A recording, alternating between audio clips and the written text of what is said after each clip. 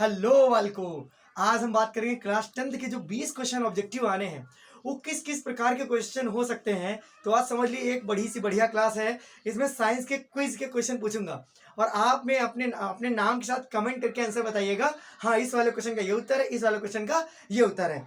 तो हम अपनी क्विज को स्टार्ट करते हैं और छोटी छोटी बातें आपसे पूछूंगा और आप आसानी जितने क्वेश्चन मैं पूछूंगा उन्हीं से घूम फिर कर क्वेश्चन आएगा। समझिए, मतलब इतना मैं आपको एनालिसिस के आधार पर बता रहा हूँ कि लगता है ये क्वेश्चन पूछा था, ये क्वेश्चन पूछा जाए। ऑब्जेक्टिव क्वेश्चन कैसे कैसे बन सकते हैं, चाहे जैसे जैसे बने, कैसे कैसे आपको करना वो सब बताएंगे हम। ठीक है, तो बात ध्यान रखेंगे। पहला क्वेश्चन, हमारा क्वेश्चन फर्स्ट है, ये बताइए आप लोग, फोकस दूरी तथा वक्रता त्रिज्या में क्या संबंध है। फोकस दूरी तथा वक्रता त्रिज्या में क्या संबंध है। तो बेटा दो ऑप्शन देता हूं। ऑप्शन ए, एफ बराबर आर बटे 2, मार्कर नहीं चल रहा है वाला। दूसरा, एफ बराबर 2r, ये सही है। अब बेटा ये आपको क्या करना है, बताना है मुझे इनमें से कौन सा ऑप्शन सही है। ये क्वेश्चन समझ में आया।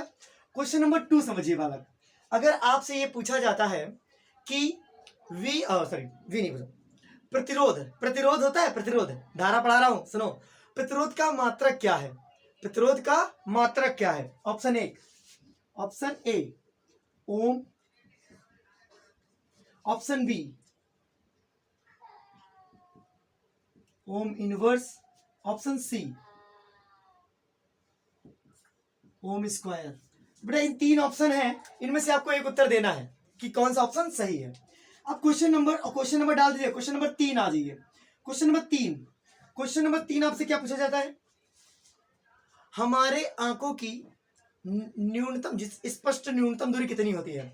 हमारे आंखों की स्पष्ट न्यूनतम दूरी कितनी होती है। स्पष्टतम न्यूनतम दूरी हमारे आंखों की, जो उससे आप देखते हो। आंसर है आपके पास 2.5 मीटर। 2 बी ऑप्शन देखो, 2.0 सेंटीमीटर, या फिर कह सकते हो 2.5 सेंटीमीटर, ये सी ऑप्शन। या कह सकते हो बेटा डी है आपका 25 मीटर। मतलब स्पष्टतम न्यूनतम दूरी, कितनी दूरी से आप एकदम एकदम साफ साफ दिखता है। ये बालक आप में से कोई एक ऑप्शन दे दीजिएगा। ठीक है, चौथा क्वेश्चन सुनिए बेटा, आपको समझ में आ रहा है, ये ऑप्शन ही दे रहे हैं आपको इसका क्या आंसर सही है। चौथा बेटा आपसे क्या पूछा जाएगा, हाँ समझिए बेटा, प्रकाश की चाल होती है, प्रकाश की चाल कितनी तेज होती है, वो मैं ऑप्शन दे रहा हूं। 3 × 10⁸ किलोमीटर पर सेकेंड। दूसरा बी है बेटा 3 × 10⁸ मीटर पर मिनट। एक बता सी ऑप्शन 3 × 10⁸ मीटर प्रति सेकेंड। इनमें से कौन सी प्रकाश की चाल है, आपको दिख रहा है, क्लियर दिख रहा है, नहीं दिख रहा, देख लो एक बार बेटा। हाँ, सब कुछ नीट एंड क्लीन दिख रहा है, समझ में आ रहा है कि नहीं आ रहा आपको, क्लियर है सबको। तो ठीक है बालक, ये क्वेश्चन भी नोट कर लिया बेटा आपने। उसके बाद मान लो क्वेश्चन तुम्हारे पेपर में, ये सारे क्वेश्चन नोट कर लो, जो वो करेगा उत्तर बताएगा करेक्ट सारे, ठीक है, उनको हम कमेंट करेंगे, बाकी सबका उत्तर देख लेंगे बस। चलिए ठीक है, अब मान लो पेपर में तुमसे पूछ दिया गया, समझ में आ रही सारी बातें। वी यू एफ में संबंध, किसमें बेटा, यूवीएफ में संबंध। तो आपके पास एक ऑप्शन होगा, वो भी किसके केस में बेटा, दर्पण के केस में। किसके केस में, दर्पण में। मतलब वी यू एफ संबंध किसमें, दर्पण में। तो मैं ऑप्शन नंबर ए लिखता हूं, 1/f बराबर, कैपिटल एफ ना बनाए, स्मॉल ही बनाए, F 1/v, 1/v plus 1/u। ठीक, उसके बाद बी ऑप्शन हमारे पास हो सकता है 1/v बराबर 1/f प्लस 1/u, या सी बराबर हो सकता है 1/u बराबर 1/f प्लस 1/v, ये हो सकता है। या हो सकता है डी बराबर 1/f बराबर 1/v माइनस 1/u। इसमें कौन सा दर्पण के केस में सही है, दर्पण के केस में कौन सा रिलेशन सही है। Option A B C D जो भी है आप बताइएगा, और आप ये भी बता दीजिए कि लेंस के केस में कौन सा फॉर्मूला सही है। ठीक है, अब मैं आपको यहां लिख रहा हूं, ये नोट कर लिया। आपने रेखीय आवर्धन पढ़ा है, रेखीय आवर्धन, रेखीय आवर्धन रेखीय आवर्धन। रेखीय आवर्धन, रेखीय आवर्धन के केस में कौन सा सही है, मैं लिखता हूं। ऑप्शन ए m बराबर I बटे O, ऑप्शन बी m बराबर O बटे I। बेटा इसी को कहते हो आप v बटे कितना बेटा u, और यहां पर इसको कहते हो u बटे v। Option A and B है, इसमें बताइए कौन सा करेक्ट है, कौन सा करेक्ट है ये बताइएगा रेखीय आवर्धन के केस में। ठीक है, लेंस की क्षमता, लेंस की क्षमता का मात्रक है ऑप्शन नंबर ए, पेपर में आएगा लेंस की क्षमता का मात्रक। तो बेटा एक लिखता हूं मैं आपको मीटर प्रति सेकंड, मीटर प्रति सेकंड, दूसरा है केवल सेकंड सर। लेंस की क्षमता है तो चलो मान लो सर वाट सर। डी बेटा डायोप्टर, डायोप्टर। बेटा ये आपके पास आ गया, इसमें कोई एक सही है जो आप बता दीजिएगा, लेंस की क्षमता का मात्रक। दिखा क्वेश्चन ये वाला बेटा, आपको दिख रहा है एकदम क्रिस्टल। अब बालक हम नोट करेंगे थर्ड क्वेश्चन, देखिए बालक बेटा इसको, ये सारे क्वेश्चन पढ़ लीजिए, इनसे बाहर नहीं जाएगा कुछ भी। ऑब्जेक्टिव क्वेश्चन आज के लिए यही आएंगे, फिजिक्स के बता रहा हूं, केमिस्ट्री बताऊंगा, फिर बायोलॉजी बताऊंगा। सबके ऑप्शन के आंसर दीजिएगा बेटा, लाइन वाइज दीजिएगा, मैं समझ जाऊंगा। अगला क्वेश्चन, मान लीजिए बेटा आपसे क्वेश्चन पूछा गया है, धारा का मात्रक है, धारा का मात्रक है पहला ऑप्शन नंबर ए एम्पियर, ठीक है। ऑप्शन नंबर बी कूलाम प्रति सेकेंड, ये चल नहीं रहा है, कूलाम प्रति सेकेंड। तो बेटा एम्पियर या कूलाम प्रति सेकेंड या सी दोनों, क्या बेटा दोनों। अब में से कौन सा सही है आप बताइएगा, ठीक है। अब अगला क्वेश्चन सुनिए बेटा, समझ में आ रहा है। ये क्वेश्चन हो गया एम्पियर धारा का मात्रक होता है, ठीक है। तो ये सॉरी मैं भूल रहा हूँ, क्या कुछ भूल गया। धारा का मात्रक सबसे आवेश का मात्रक बेटा, किसका बेटा आवेश, आवेश का मात्रक, आवेश का मात्रक। अब आवेश का मात्रक साफ साफ दिख रहा है, तुम लोग को लगता है साफ साफ दिख नहीं रहा है। आवेश का मात्रक, ये मार्कर में प्रॉब्लम हो गई है। आवेश का मात्रक तब तक क्या बताइए, ए बी, मैं मार्कर को बदल लेता हूं। आवेश का मात्रक जल्दी बताइए, आवेश का मात्रक बताइए जल्दी से।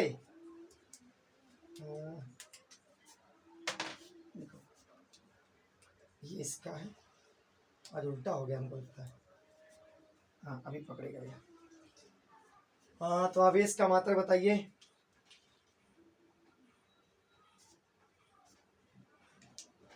चलो आवेश का मात्रक मैं लिखता हूं, coulomb coulomb coulomb coulomb coulomb coulomb, उसके बाद वोल्ट, क्या बेटा वोल्ट। तो इसमें से आवेश का मात्रक क्या है ये बताइएगा, ठीक है।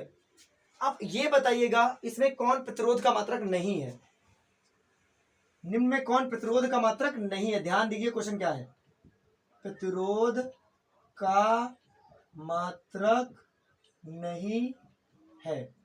ऑप्शन नंबर एक के दूसरा लेता हूं यार, ये दिखे ऑप्शन नंबर एक ओम, बी ऑप्शन वोल्ट प्रति एम्पियर, वोल्ट प्रति सी, ओम स्क्वायर डी। निम्न में कोई नहीं, निम्न में कोई नहीं, ये बता दीजिए बेटा। ये क्वेश्चन तुम्हारा ये आएगा, इससे नीले पेन से दिख रहा है, हाँ भला दिख तो रहा है, चलो सही है। अब बालक विभव का मात्रक है, विभव का मात्रक। तो option number A volt, option number B, अभी आपके क्वेश्चन भी हाफ ईयरली एग्जाम के सारे अपलोड करूंगा मैं, ठीक है। तो ज्यादा ज्यादा वीडियो शेयर कर दें, मैं आपके सारे क्वेश्चन अपलोड कर दूंगा अभी हाफ ईयरली एग्जाम के। 3 घंटे का एक लेक्चर बनाऊंगा जिसमें पूरा हाफ ईयरली कोर्स का सिलेबस पढ़ाऊंगा। प्रयास पूरा चल रहा है मेरा, और बाकी ऑब्जेक्टिव क्वेश्चन आपको करा दे रहा हूँ क्योंकि वो हमारे शीट पे हो जाते हैं। तो विभव का मात्रक वोल्ट हो सकता है, जूल हो सकता है, ठीक है। इनमें से कौन सा विभव का मात्रक बताइएगा, ठीक है। ये क्वेश्चन हो गया हमारा। ये सारे क्वेश्चन कॉपी में नोट भी कर लीजिए, बता दे रहा हूं मैं, ये सारे क्वेश्चन पूछे जाएंगे पेपर में आपसे। आप सुनिए मेरी बात, पेपर में पूछा जाएगा, एक कूलाम आवेश में इलेक्ट्रॉनों की संख्या, एक कूलाम आवेश में इलेक्ट्रॉनों की संख्या कितनी है? तो ऑप्शन होगा तुम्हारे पास 625 इंटू 10 की पावर 18, इसे ऑप्शन ए मानो। एक बेटा 6.25 इंटू 10 की पावर -18, एक सी ऑप्शन होगा 6.25 इंटू 10 की पावर 19, डी होगा 1.6 इंटू 10 की पावर -19। ठीक है, तो बेटा ये 4 ऑप्शन है, इनमें से जो करेक्ट हो वो बता दीजिएगा बेटा। आप 4 ऑप्शन दे दी मैंने। ठीक है, ये बात समझ में आ गई आप लोग को। अब शक्ति का मात्रक बेटा देखिए, शक्ति का मात्रक, शक्ति का मात्रक पहला ऑप्शन होगा तुम्हारे पास ऑप्शन ए वॉट, दूसरा ऑप्शन होगा बेटा वोल्ट, तीसरा ऑप्शन होगा तुम्हारे पास एम्पियर, हाँ, डी होगा निम्न में कोई नहीं, नन, कोई नहीं। ये ऑप्शन टिक करिए। कोई अच्छा टिक आंसर बताइए जल्दी फास्ट। चलिए अगला क्वेश्चन देखिए, जितने बता रहा हूं इतने पढ़िए ऑब्जेक्टिव, बस इसके अलावा कुछ ना पढ़िए ऑब्जेक्टिव के लिए। ये फिजिक्स से तुम्हारे ऑब्जेक्टिव खत्म हो गए, इतना ही बताता हूं मैं, इतना ही से क्वेश्चन कहीं ना कहीं तुम्हारा बन जाएगा। और कुछ कभी कभी आता है, कहते हैं एक ये क्वेश्चन आएगा, ध्यान तो यही क्वेश्चन ही आएगा। एक अवतल दर्पण जिसकी फोकस दूरी 40 सेंटीमीटर है, कितनी है? 40 सेंटीमीटर, इसकी वक्रता त्रिज्या होगी। ठीक, तो ये पूछा है वक्रता त्रिज्या, यार आर निकालना है। आर पर क्या होता है? F/2 होता है। फोकस दूरी कितनी बेटा? 40, यहां लिखोगे -40। अब ये माइनस क्या है लिखा हमने? क्योंकि ये अवतल दर्पण है, अवतल दर्पण की वक्रता त्रिज्या माइनस में ली जाती है, फोकस दूरी माइनस में वाला माइनस में आएगी, /2। एफ का वैल्यू कितना है? फोकस दूरी कितनी है? 40 रख दिया, R 2 कट के कितना है? -20 सेंटीमीटर आ गया। ये आ गया बेटा क्या आपका? R। ठीक है, तो आप क्लियर हो गया। इस तरह न्यूमेरिकल पूछ सकते हैं आपसे, समझ गए पूरी बात। अब आ जाओ केमिस्ट्री पे, मिटा दे रहा हूं, बड़ी स्पीड में मिटाया मैंने। पहला केमिस्ट्री में क्या आएगा? समझ में आ रहा है? क्लियर कर दिख रहा है? अरे मैंने लिखा तो नहीं, चलो समझो। अच्छा प्रयास करो, स्पीड बताऊं तुम्हें, जल्दी जल्दी ऑब्जेक्टिव कवर हो जाए। सो पहला क्वेश्चन, निम्न में कौन अम्ल है? जिसने सारे आंसर करेक्ट किए हो बेटा वो ऑप्शन लिख के भेजेगा, ठीक है? ऑप्शन का नाम लिख के भेजेगा मुझे, मैं समझ जाऊंगा किसका क्या आंसर है। कितने सारे क्वेश्चन है, बाकी जिसका गलत होगा मैं उत्तर दे दूंगा क्या आंसर है। निम्न अम्ल में पहला क्वेश्चन, अम्ल कौन हो सकता है? Option number A NaOH, option number B KCl, option number C H2SO4, option number D NaCl। कौन इसमें अम्ल है? ठीक है, दूसरा, निम्न में कौन प्रबल क्षार है? ऑप्शन नंबर, क्वेश्चन नंबर 2 है ये। क्वेश्चन नंबर क्या है बेटा? 2, क्वेश्चन नंबर 2। तो मैं ऑप्शन दे रहा हूं नंबर 1, इसमें इनका आगे क्या देखें, निम्न में प्रबल क्षार है। अरे यार इसको कौन सा पोलियो हो गया है? KOH, ऑप्शन बी FeOH का whole twice, option C COH का होल ट्वाइस, ऑप्शन डी कोई नहीं मेरा यहाँ मेरे सिवा। सुनती जा क्वेश्चन होता है निम्न प्रबल क्षार। हाँ, जो लिख रहा हूं लिख लो, निम्न में कौन दुर्बल क्षार है? Option number 1 NH4OH, number B KOH, option number C NaOH, option number D none, कोई नहीं। क्वेश्चन नंबर 4 समझिए, जल का pH मान होता है, जल का pH मान होता है। ऑप्शन नंबर 1 7, ऑप्शन बी 7 से ज्यादा, option number C, option number C 8.5 20 10.5। इसमें कौन सा जल का पीएच मान होता है? ठीक है, अब इसी जगह क्वेश्चन को बदल रहा हूं, मैं लिखता हूं रुधिर का पीएच मान। किसका बेटा? रुधिर का पीएच मान। यही क्वेश्चन बदल रहा हूं। क्वेश्चन नोट कर लिया? कॉपी नोट कर पहले इसको 1 2 3 मिटाने जा रहा हूं, मिटा रहा ऊपर के।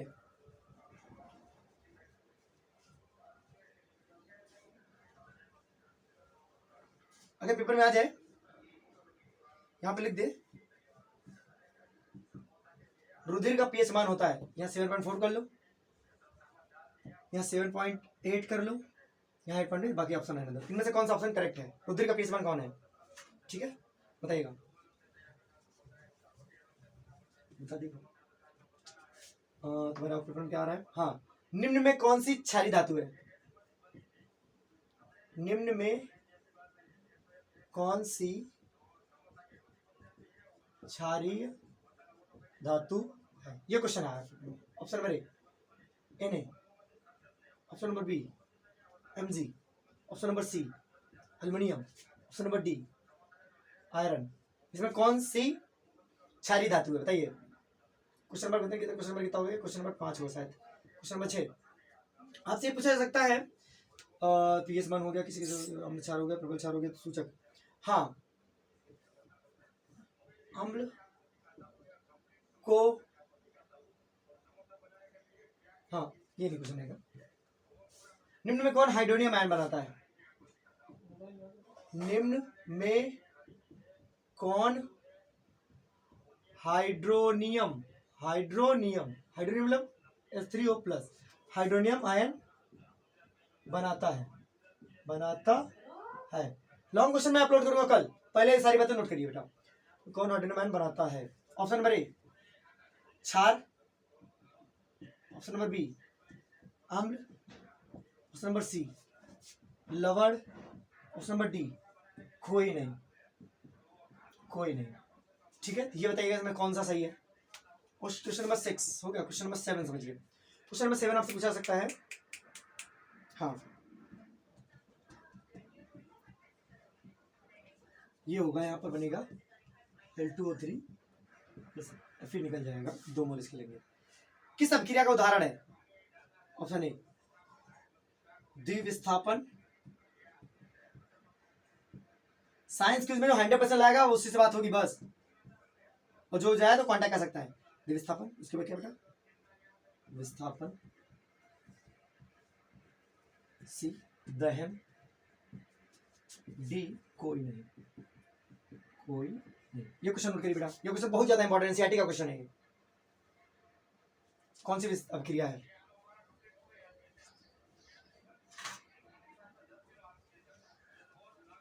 समझ में आ रहा है क्या लिख रहा हूं मैं? ये अलग से बताइएगा। अगला क्वेश्चन, क्वेश्चन नंबर कितना बेटा? 8। क्वेश्चन नंबर 8 में आपसे पूछा जा सकता है, अगर ये दे दिया तो क्वेश्चन दे देगा, ये कुछ ये पूछ सकते हैं, अगर ये पूछेगा तो ठीक है। हाँ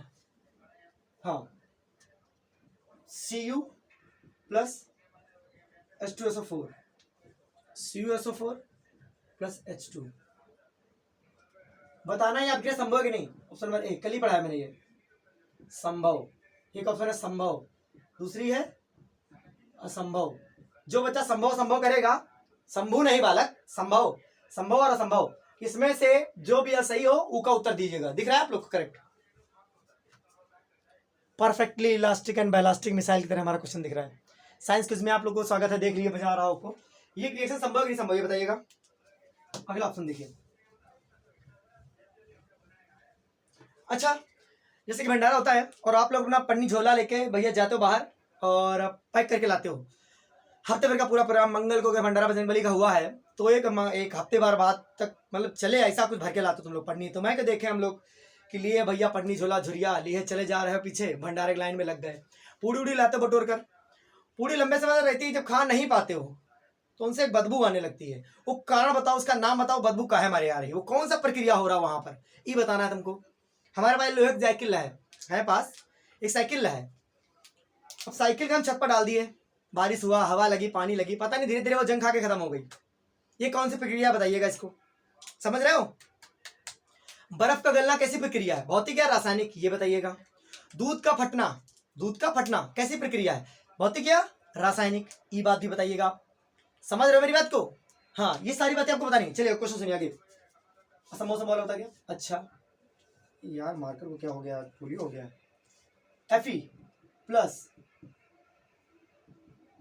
H2SO4, यहाँ बना क्या, FeSO4 प्लस H2 निकल गया।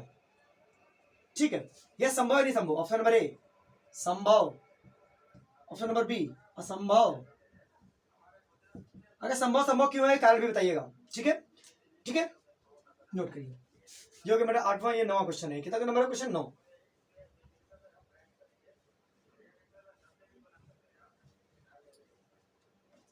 क्षार का पीएच होता है, क्षार का पीएच होता है, ऑप्शन नंबर ए 7 से कम, ऑप्शन नंबर बी 7 से ज्यादा, सी 7, डी कोई नहीं, कोई नहीं। बताइएगा। अम्ल निम्न में कौन, अरे अगला क्वेश्चन है, निम्न में कौन दुर्बल अम्ल है, option number A HF, option number B HCl, option number C HNO3, option number D H2SO4। कौन सा इसमें दुर्बल अम्ल है? ठीक है, और बस ठीक है, समझ गया क्वेश्चन। एक और यही क्वेश्चन बेटा फिर से यहीं पर है, फिर ऑप्शन बदलता हूं मैं यहाँ पर, ये लिखता हूँ HCl, फिर दूसरे में रहेगा HCN, तीसरा रहेगा बेटा HClO3, ऑप्शन नंबर डी कोई नहीं।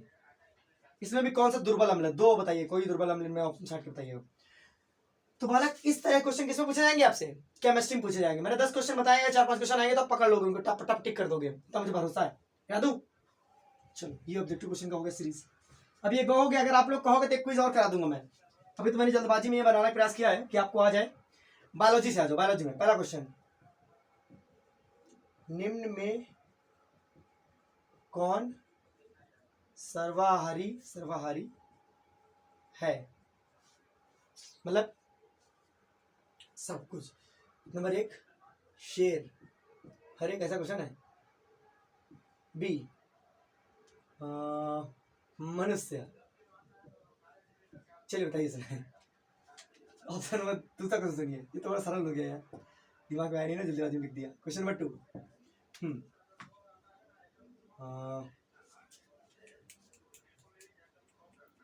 हाँ, शरीर की सबसे बड़ी ग्रंथि है, ऑप्शन नंबर 1 यकृत, ब्रैकेट में लीवर कहते हैं इसको। दूसरा लार ग्रंथि, ऑप्शन नंबर सी अग्न्याशय, शायद ऐसे लिखा जाता है, गलती तो ध्यान देना। आगे सर डी कोई नहीं, कोई नहीं। चलो इनमें से आंसर दीजिएगा। क्वेश्चन नंबर 3,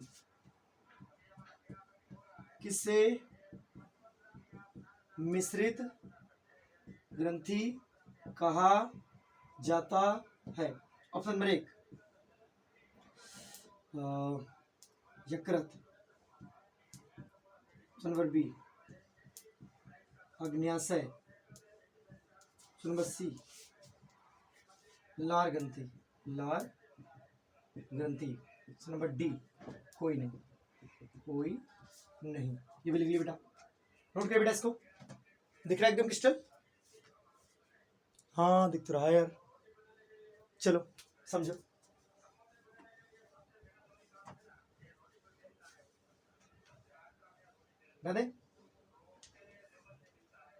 ठीक, सही चल रहा है। प्रकाश संश्लेषण की प्रक्रिया में ऑक्सीजन गैस निकलती है,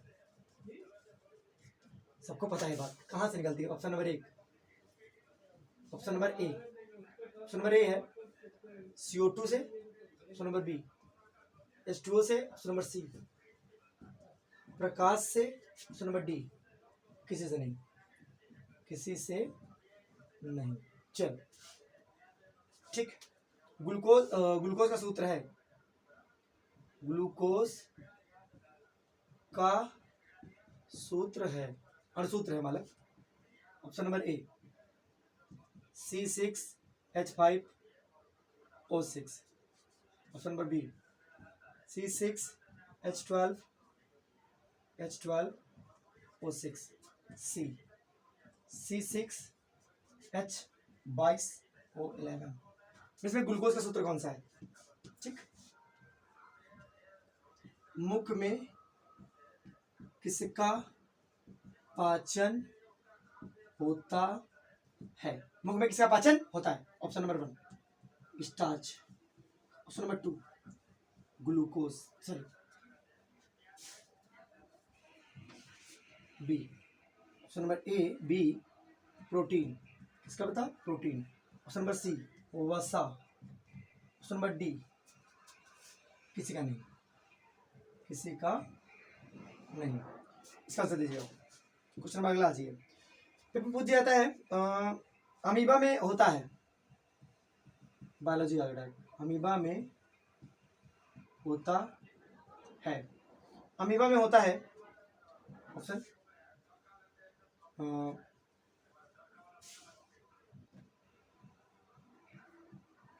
द्विखंडन बी, द्विखंडन, इसके बाद मुकुलन, इन दोनों से कोई एक ऑप्शन दे दो बस, ए और बी हुई। नोट कर लिया क्वेश्चन सारे? नोट कर लिया? दिख रहा है नहीं रहा? हाँ दिख तो रहा है, हमारे आने से ऐसा ना दिखता हो लेकिन दिख रहा है प्यास से। क्वेश्चन बोल रहा हूँ इसीलिए स्क्रीनशॉट ले लिया करो जो भी तुम्हारा मन करे।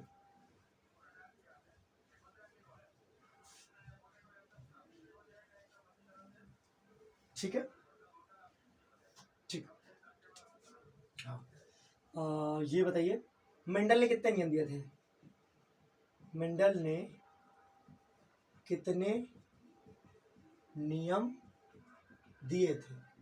तो मेंडल ने कितने नियम दिए थे? मेंडल ने दिए थे 3, अरे सॉरी कितने नियम दिए थे? Option number A 1, option number B 2, option number C 3, D 5, कोई दीजिएगा। क्वेश्चन थर्ड आगे समझिए, मंडल ने किस पौधे का चुनाव किया था? किस पौधे को चुना था? तो ऑप्शन दे रहा हूं मैं, मंडल ने किस पौधे को चुना था अपने एक्सपेरिमेंट प्रयोग के लिए? मटर, चना, अरहर, डी आलू का पौधा। ठीक है ऑप्शन नहीं है। क्वेश्चन नंबर सुनिए,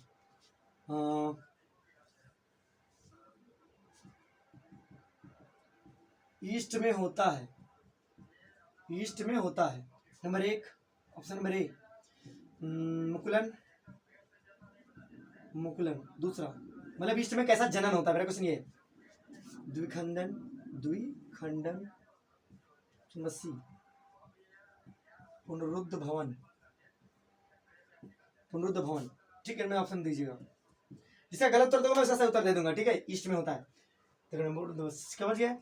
इसके बाद आपसे क्या पूछा? जन्म से रिलेटेड बातें पूछी मैंने, उससे भी पाचन से रिलेटेड पूछी। हाँ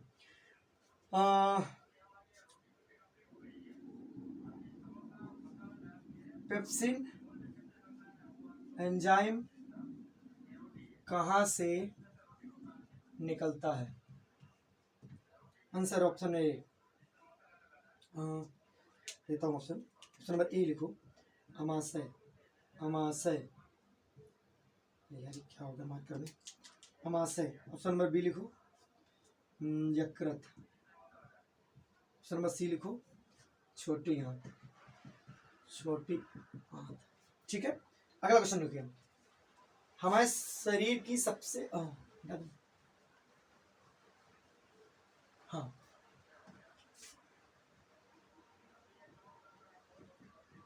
निम्न में उत्सर्जी अंग है? ऑप्शन नंबर 1 वृक्क, ऑप्शन नंबर बी मुख, ऑप्शन नंबर सी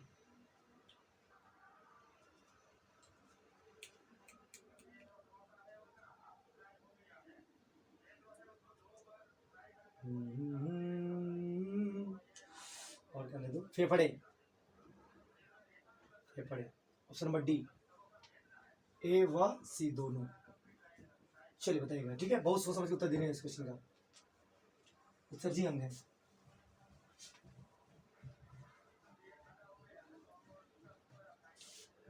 क्वेश्चन ये,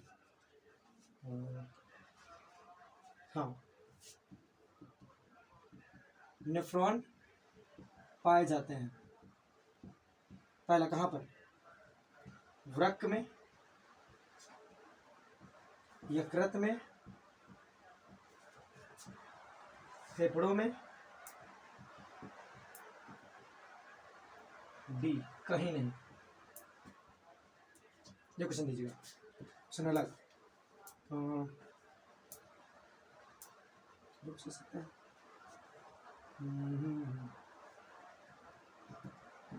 पुंग कैंसर यानी पोलन नहीं, मेरा इंग्लिश में मतलब है, हिंदी में ऐसा है, पुंग कैंसर होते हैं पुष्प के नर भाग, मादा भाग, दो में से कोई एक ऑप्शन दीजिए।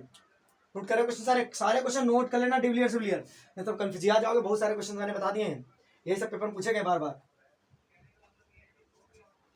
ये क्वेश्चन मैं बताता तुमको, पित्त रस निकलता है, क्वेश्चन ये है, सारे क्वेश्चन का उत्तर कौन देगा पता नहीं, वित्त नहीं पित्त, पित्त रस निकलता है, ऑप्शन नंबर ए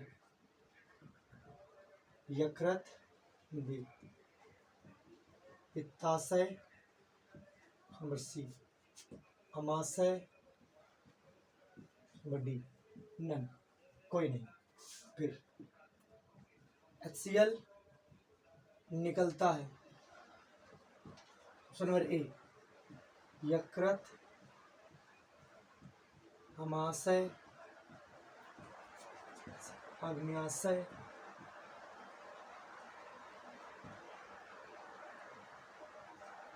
डी नहीं। नोट कर ले इसको,